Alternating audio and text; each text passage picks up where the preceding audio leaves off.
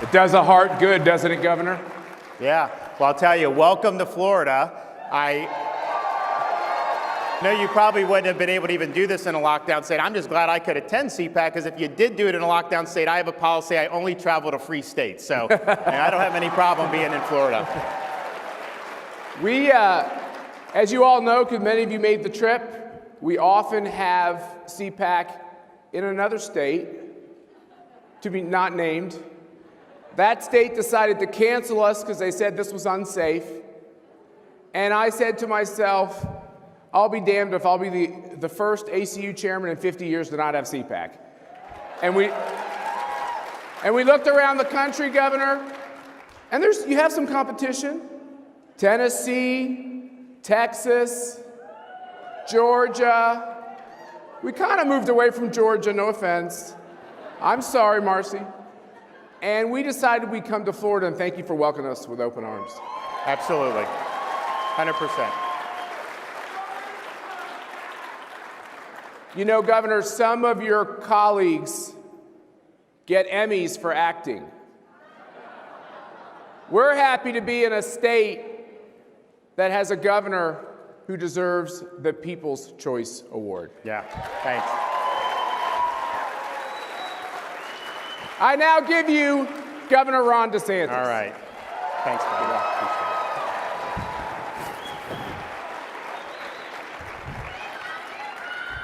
Well, thank you. We love you too.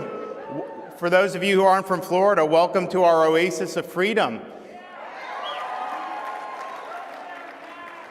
We are an oasis of freedom in a nation that's suffering in many parts of the country under the yoke of oppressive lockdowns. We look around in other parts of our country, and in far too many places, we see schools closed, businesses shuttered, and lives destroyed. And while so many governors over the last year had kept locking people down, Florida lifted people up. Florida is leading in protecting our vulnerable residents, saving the economy, and safeguarding the freedom of our people. In Florida, schools are open.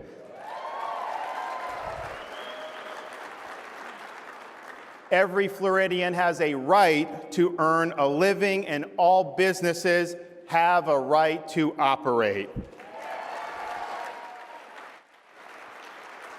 Now, we are stronger as a state and much happier as a people because of this leadership. Florida has lower per capita COVID mortality than the national average and lower than 27 other states. Our unemployment rate is lower than the national average, even though tourism isn't fully back. And our budget is in great shape. We have not touched one red cent from our rainy day fund throughout this whole time.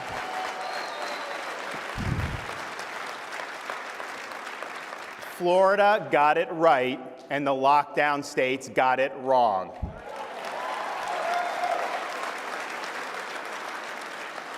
Florida has also led and continues to lead on ensuring the integrity of our elections. Now, 20 years ago, if you had uttered the word Florida and the word elections in the same sentence, you would have been met with snickers. Well, when I came into office, I didn't wait for a crisis. I took early action to make sure we'd have a smooth election. One of the first things I did when I took office in 2019 was accept the resignation of Brenda Snipes as the supervisor of election in Broward County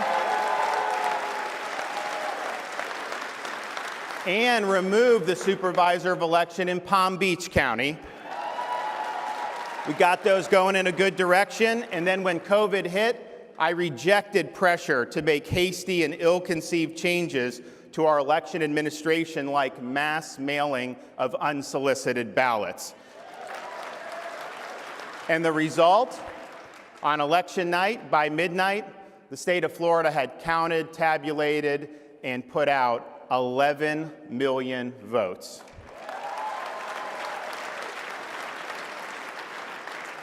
But we're not resting on our laurels. This year, Florida is leading on banning all forms of ballot harvesting and banning third-party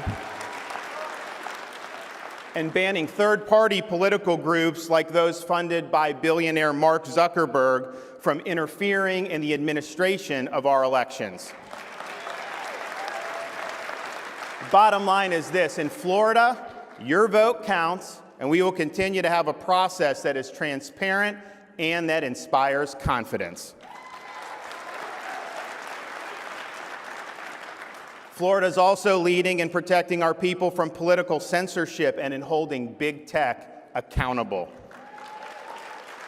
When our legislature convenes next month, it will pass, and I will sign, the most ambitious reforms yet proposed for combating political censorship and deplatforming, for preventing big tech from interfering in our elections, and for safeguarding the privacy of your personal data.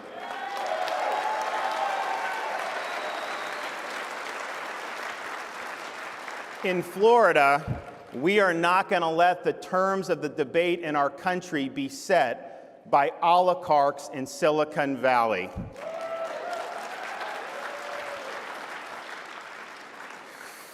Now, Florida is leading on the issues that matter to conservatives. We don't spout hollow rhetoric.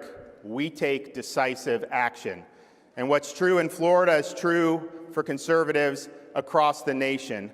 We cannot, we will not go back to the days of the failed Republican establishment of yesteryear.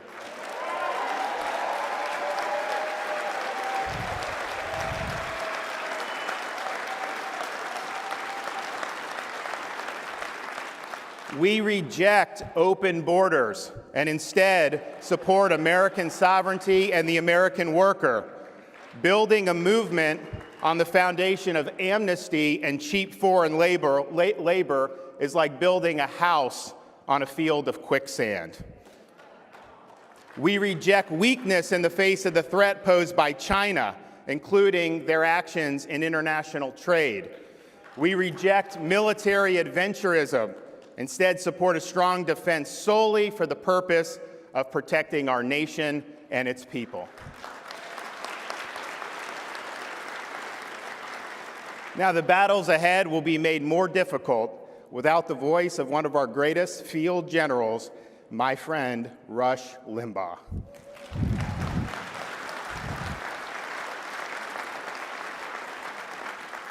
On Wednesday, the state of Florida had the flags flown at half-staff in honor of Rush, in honor of his legacy. Rush displayed the courage of his convictions time and time again. Rush was one of the first to fight and win against cancel culture. Rush showed that fighting the left requires strength and that conservatism devoid of backbone is doomed to fail.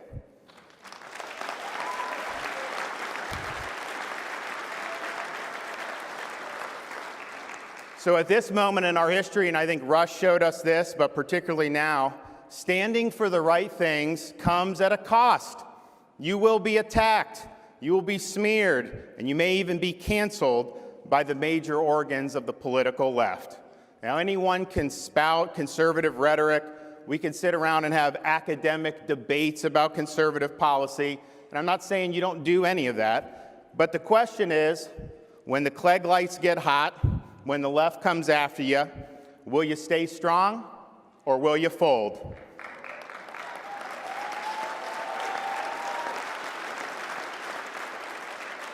So enjoy CPAC in Florida as you leave to go back home, although if you're not from here, I don't know why you'd want to leave here.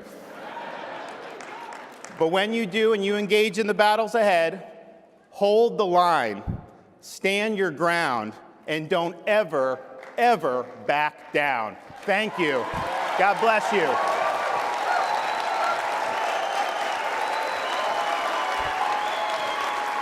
Thank you.